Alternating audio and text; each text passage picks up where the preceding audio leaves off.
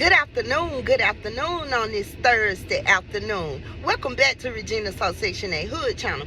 And today we're going to talk about people that's on Section 8 based on income program.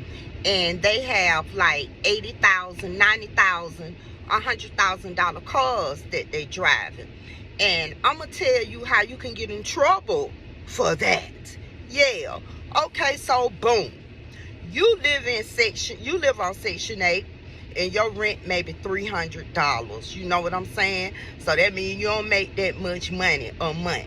That's the income that you reported. So therefore, your rent was estimated to $300. Okay, boom. You go buy you a car. Not completely buy a car like y'all be saying. You go lease you a car. You put $10,000 down on your $70,000, $80,000 car. So you know, when you go do your recertification, whether it's for food stamps, Medicaid, Section 8, based on income, you know, maybe it can be for WIC, you know, you report your income every time you recertify. So if you put on your income that you only make a certain amount of money, and they put on your contract that your rent is still $300, that means that you didn't report all of your income. And if they find out that you driving that type of car, you're paying car note over $500 a month, which is included full coverage insurance, which should be what, like $300 a month? I don't know, because I never had full coverage. But that's living above the income that you reported. So that's considered living above your means. So just suppose you get food stamps, or you know, you get Section 8, and it's time for you to recertify with your management office or the food stamp office, and you know they ask you, have your income changed? And you put no. And they also ask you, do you own a vehicle? So what do you put? You supposed to put yes, and it also asks you, is it paid for, or do you pay notes? Me, myself, I will put my truck is paid for. I paid $2,200 for it. Yeah. And it's paid in full. No, I do not pay a car note or truck note. And I don't have full coverage insurance. So I'm not paying out over the income that I report to the Section 8 office. Let's just put that on the table. Now, you went somewhere and you paid $10,000 down. But you told them people in recertification that you didn't have $10,000 extra dollars. You didn't have no money in your savings account. You didn't have no money in your checking account. You told them people, you checked no, that you didn't even have a banking account. So you lied. Because where them $10,000 came from? Yeah. Because they do ask you, do you have money saved? And you put no. So, when them people find out that your ass been leasing a $80,000 car monthly, $500 or more a month, plus full coverage insurance, so that means that you're dishing out damn near $1,000 extra dollars a month that you didn't report. You gonna have to pay them Section 8 people back all that money. You gonna have to pay them food stamp people back all that money. And you know what? Like I be telling y'all, when y'all be signing off on shit, they got the little bitty letters at the bottom. And it say something like, if you lying or something of that matter, you know, they can find you and you can do jail time. So keep lying about that car or that fucking truck that you got parked in front of that Section 8 house that's worth over $80,000. I know you lying. When it's gonna be paid off? Now we know a lot of people, they need cars for transportation.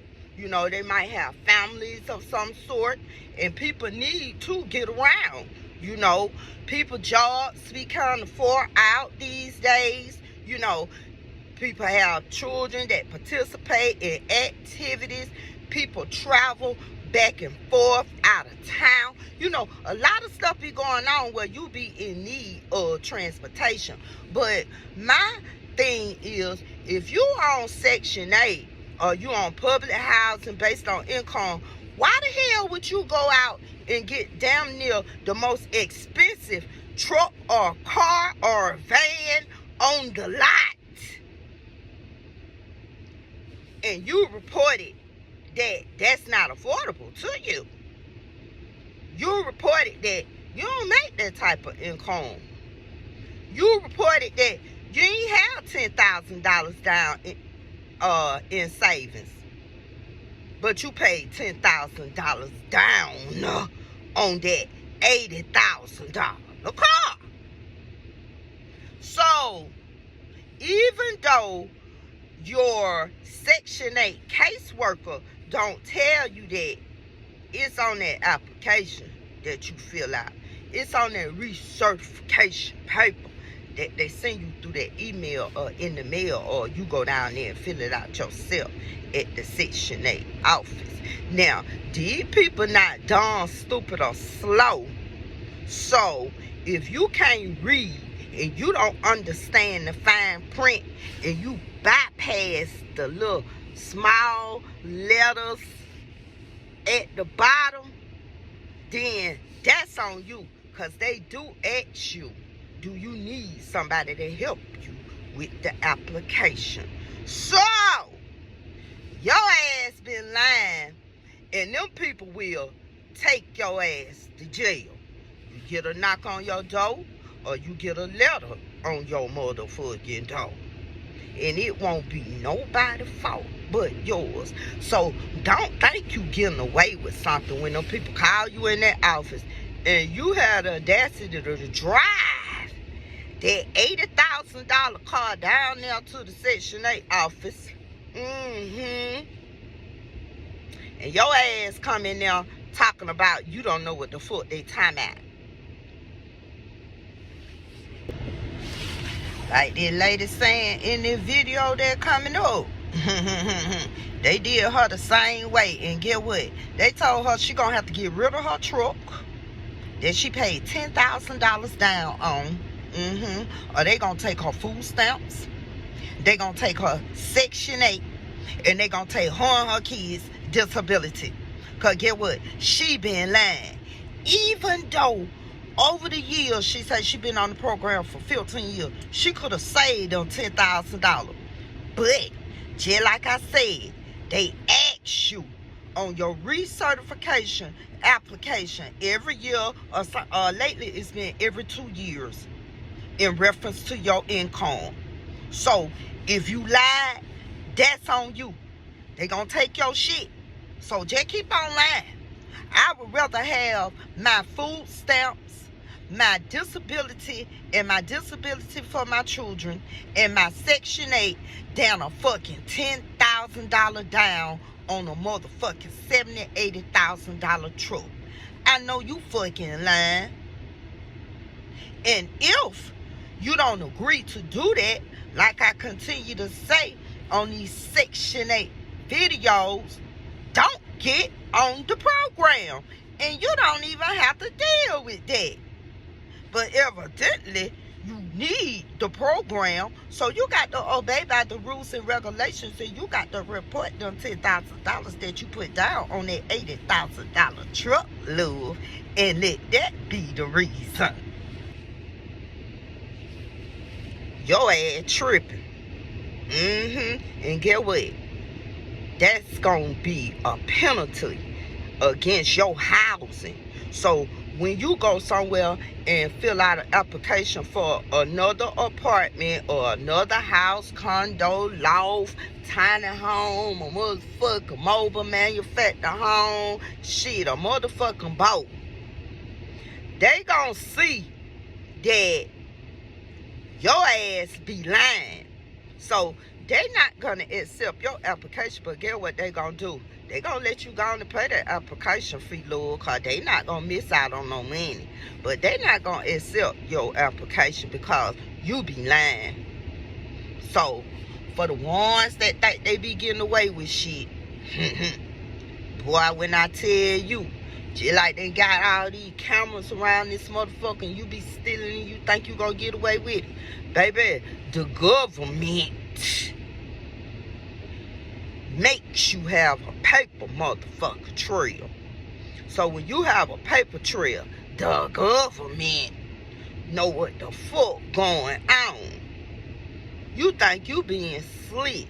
You think you old. I don't pay nothing but $200-300 in rent, baby. Woo, I'm riding good. And the people ride up on you with a letter saying you got to come to court because you violated and you committed fraud when it came to your housing or when it came to your food stamp application. And with that being said, I'll be back. You know, I'm coming back. Peace. So I got a letter from DHS today. They're trying to tell me that I have to sell my 2024 Range Rover that I just bought. Okay, I put $10,000 down on this car. My dream freaking car. And they're trying to tell me if I don't sell it, because this is considered a big asset, if I don't sell it and get rid of it, I will lose my $4,000 in food stamps, my $2,000 in cash assistance, my Section 8, my disability, and my kid's disability. So pretty much, if you are on government benefits, you can't drive nice things. You can't have nice things. They literally want me to sell my car, my Range Rover, that I have wanted all my life, if I want to keep feeding my kids. They're literally taking the food from my children's mouths because they know I can't work. I cannot work. It's been 13 years, okay? 13 years. Over a car? Over a Range Rover? Are you kidding me? This is what they're doing to us. This is what they are stripping our rights away.